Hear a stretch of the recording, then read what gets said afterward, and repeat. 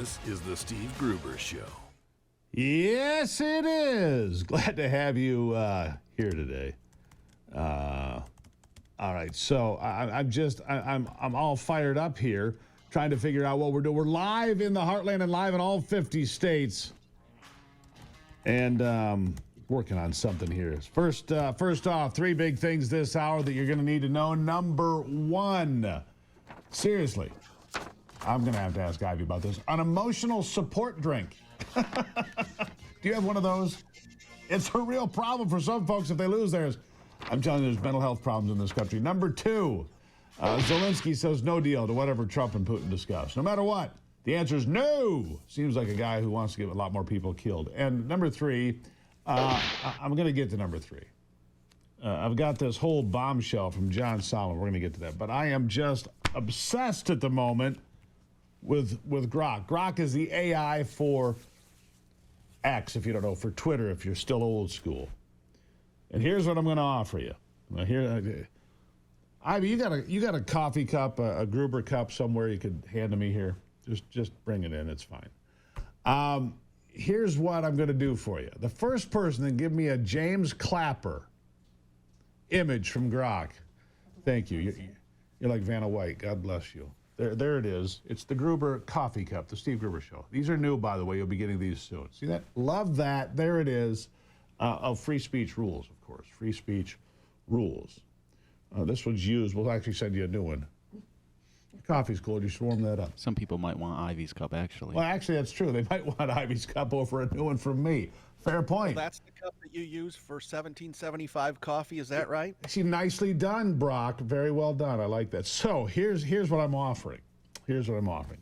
First person to deliver me a Grok wanted poster for the former director of national intelligence, James Clapper, gets a free coffee cup. You just got to make sure that you hook. I'm doing this on X right now. Follow me there, by the way. So here's the deal. We've been doing this series. We just started Gruber's Most Wanted, right? Gruber's Most Wanted. We started with Adam Schiff yesterday. Perfectly good person. Today, we did three. We did Brennan, Comey, and Clapper. John Brennan, no problem, wanted poster. You can show it to him, in fact, Anthony, for those watching. We got the wanted posters for James Comey and John Brennan, no problem. But James Clapper, I mean, Grok's giving me a black guy, a white guy with hair. I mean, let's be honest here. James Clapper is as bald as an 8-ball, right? And he's got ears as big as satellite dishes. Wah! Sorry, but he does. It will not produce it. I've given it 12 different ways to do this. I've given it instructions. I tried to offer it photographs. Ivy did the same thing. I've got people already looking at it right now, trying to do it, getting the same response. Is James Clapper real? Is it possible he's an alien? Why not? I mean, is he a vampire? Can't see his image in a mirror? What the hell is going on here? I am terribly confused. So, free coffee mug. I'm putting that out. First person to deliver a Grok wanted post for James Clapper gets a free Gruber coffee mug. All right. Here's the bomb. Well, I'll just let that. I'm going to let you guys work on that for a minute. Because I know I got some Groksters out there, right? I know you do. I got Groksters out there. Anyhow, John Solomon, one of the great reporters left in the wild. There aren't many. All right, there's not. You got Molly Hemingway, you got John Solomon. I mean, there's a few out there, not many, that are really doing great work. And here's what he came up with. A whole series of events that protected Hillary Clinton from being investigated for criminal activity. Not really for her campaign and not for the Russia collusion, more specifically to the Clinton Foundation. Right? The Clinton Foundation. You know, the same foundation that went into Haiti, for example. Millions of dollars flowed through the Clinton Foundation. And yet people in Haiti said, you know, we didn't get much for that. Oh. And when the FBI from 3 different offices, from New York City, Little Rock, and Washington, D.C., tried to investigate, then Deputy Attorney General Sally Yates is quoted as demanding in the detailed timeline of political impediments, shut it down. Here's John Solomon talking about it.